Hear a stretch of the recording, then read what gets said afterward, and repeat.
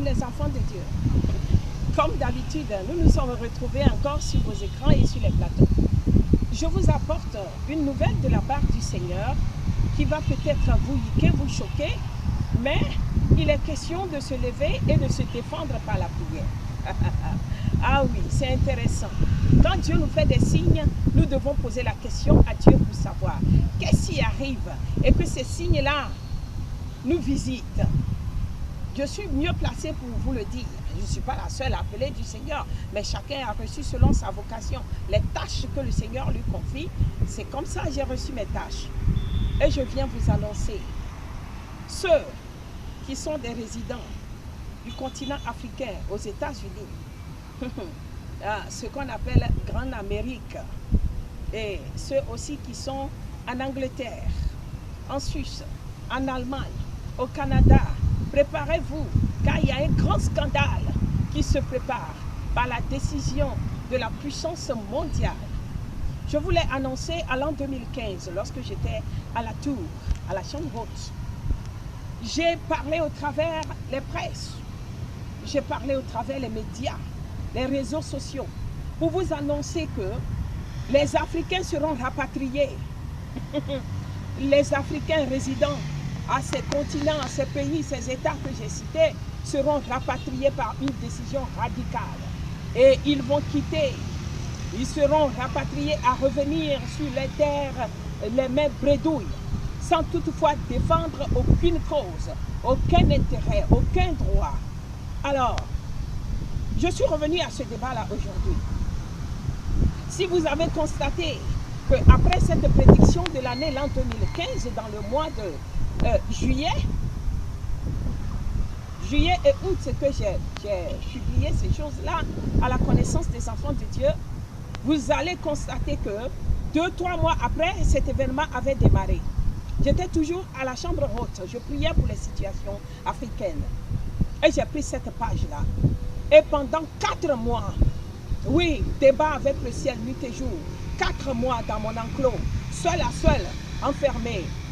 Et vous avez vu que les temps ont été légèrement abrégés. Et les décisions qui ont été prises, les gens qu'on rapatriait de force par les navires et par quoi, pour revenir en Afrique ici, vraiment c'était douloureux. En tout cas, moi personnellement, c'était très douloureux pour moi parce que j'avais la connaissance de la suite. Mais mes frères qui devaient m'aider à la chose, ils étaient égoïstes, chacun se lève. Il y a d'autres même qui m'ont laissé aux États, en Côte d'Ivoire, à la chambre haute, et qui ont fait une délégation pour aller aux États-Unis.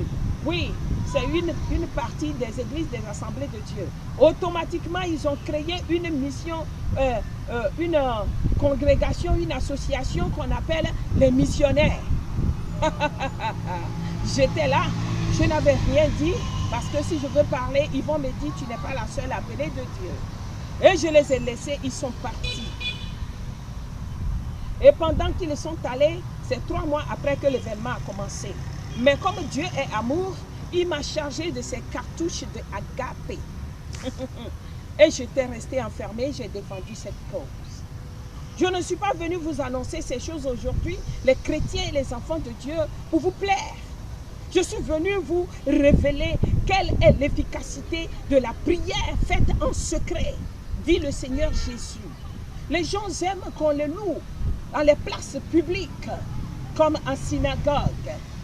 Et ils n'aiment pas se cacher avec les sujets en secret pour prier afin que l'Éternel, Dieu notre Père, puisse les exaucer.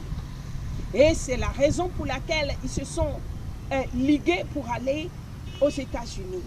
Mais quand ils sont revenus, la chose fut, jusqu'aujourd'hui, nul ne m'a appelé pour dire, servante de Dieu, nous avons raté la mission. Parce que quoi? Il y avait de l'orgueil. Et jusqu'à présent, le manteau de l'orgueil n'est pas tombé. Ils ne se sont pas dépouillés de manteau d'orgueil et ils s'appellent serviteurs de Dieu. Quand on veut servir Dieu, il faut se soumettre à la loi de Dieu. Je vous l'annonce aujourd'hui.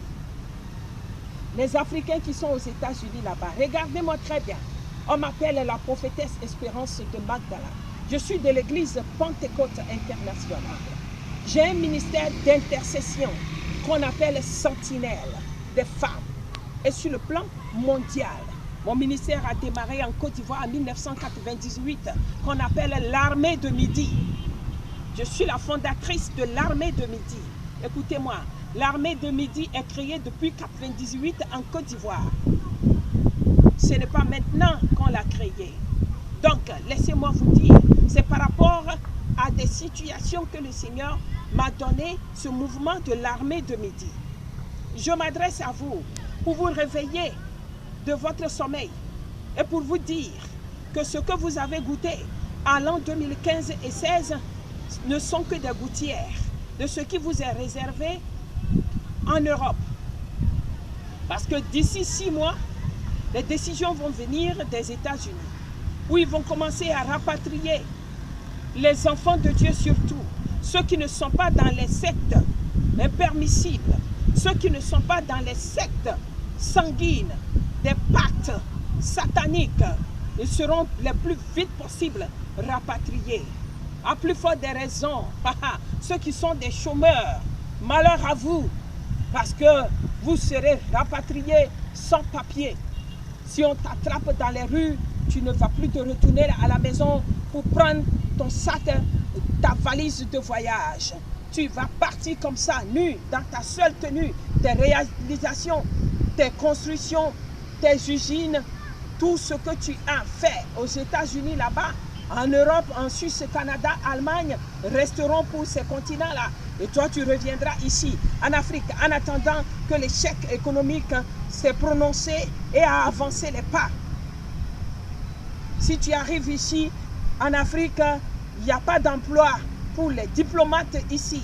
Les diplomates de plus de 10 ans, qui sont les bacheliers, qui sont les licenciés et qui sont des, comment on les appelle? Ceux qui ont eu la maîtrise, les doctorats sont dans les rues depuis 10 ans en Afrique. Il n'y a pas d'emploi. Si tu reviens de là, que viendras-tu faire ici en Afrique pour vivre ta vie? Alors je m'adresse à toi. Si tu es africain, résident en Europe, aux États-Unis, ce procès t'engage.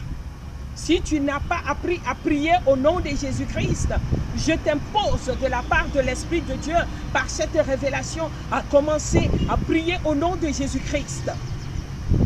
Tu vas jeûner et prier pendant 2 mois et 3 mois possibles. Tu jeûnes du matin jusqu'au soir, pendant 3 mois, et tu vas demander au Seigneur d'épargner l'Amérique, d'épargner des résidents africains qui se trouvent en Amérique. Oui, les Africains résidents en Europe, en Amérique, Canada, Suisse. Il faut prier, chrétien. Prie, enfant de Dieu. Toi-même qui es là, qui me regarde, tu penses que toi tu es islamique, tu appelles Allah. Je vais te dire, ton créateur est mon créateur. D'accord? Ta mère Agar, ta grand-mère Agar a une alliance avec mon père, mon grand-père Abraham. Et je vais te dire, si tu penses que je parle au nom de Jésus-Christ et que tu ne veux pas prendre la bonne part pour faire ta prière, pour défendre l'essentiel, tu seras surpris un jour en Europe, aux États-Unis, où toutes tes richesses seront dépouillées. Restez là-bas et tu viendras en Afrique ici. Je t'avertis encore une deuxième fois, il n'y a pas d'emploi ici. Alors là, ce que tu dois avoir dans ton comportement, ton principe, dans tes principes, c'est de se soumettre à cette loi que je t'impose aujourd'hui au nom de Jésus-Christ. Que tu sois de Allah.